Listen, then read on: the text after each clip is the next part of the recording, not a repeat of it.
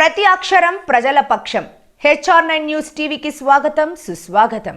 రాజంపేట నియోజకవర్గం ఒంటిమిట్ట మండలంలోని incharge MDO Somashekar పై తప్పుడు ఆరోపణలు చేస్తే మంచిది కాదని, తప్పుడు ఆరోపణలు చేసిన వారిపై కఠినంగా వ్యవహరిస్తామని మినీ గోకులం లబ్ధిదారులు మీడియాతో స్పష్టం చేశారు.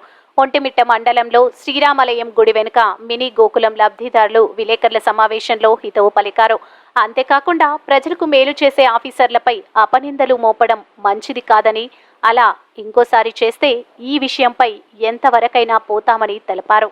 ఒంటిమిట్ట మండలం వచ్చిన 8 పంచాయతీలలో 25 గోకులం చెట్లు రావడం జరిగింది. దానికి గాను సుభాసి బాలసుబ్రహ్మణ్యం గారు మాకు టీడీపీ సభ్యులమని 25 చెట్లు ఇచ్చారు. మేము ఇప్పటి వరకు సగం నుంచి ముక్కాల వరకు పని జరిగింది.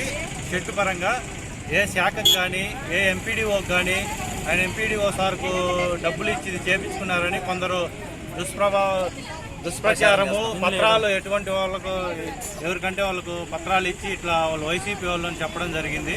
కానీ అది అవాస్తవము. మేమంతా టీడీపీ సభ్యులము, సుభాసి సుబ్రహ్మణ్యం సభ్యులము. ఇది వాస్తవము.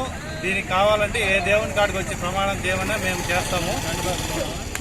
కాబట్టి ఇలాంటి అవాస్తవాలను చెప్పకుండా, రాజకీయ లబ్ధి కోసము ఇలాంటి పనులు చేయకుండా అన్నీ దేవుడు గమనిస్తూ ఉంటాడు. మేము టీడీపీకి ఎప్పుడూ రుణపడి ఉంటాము. కాబట్టి ఇలాంటి అవాస్తవాలు చెప్పకుండా కొంచెం రాజకీయము నిజాయితీగా నిక్కసిగా చేయాలని కోరుకుంటున్నాం. న్యాయబద్ధంగానే వచ్చినాయి తప్ప మాకు మేము ₹1 వేయడం కానీ వాళ్ళ కానీ లేదు. ఎండిఓ మీద అబద్ధాలు చేయడం, అన్నుడు మీద ఆరోపణ చేయడము, ఉద్యోగస్తుల మీద అపనిందలు వేయడము అది చేయడము అనేది తప్పు. కానీ అది పద్ధతి కాదు. ఒకవేళ ఆయనకి మేము ఏదైనా డబ్బు పరంగా అనుకో రకంగా ఏదైనా చేసినంటే ఏ దేవుని కాడైనా ప్రమాణం చేద్దానికి మేము అందరం సిద్ధము. ఏమని చేస్తాము.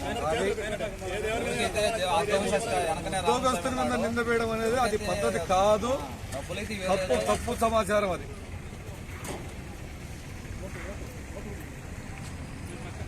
మేము పక్కా టీడీపీ వ్యక్తులమే.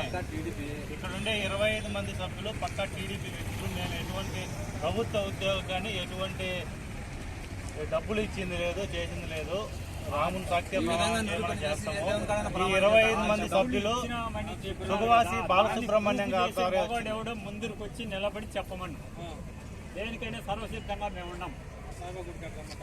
ఎక్కడికైనా సరే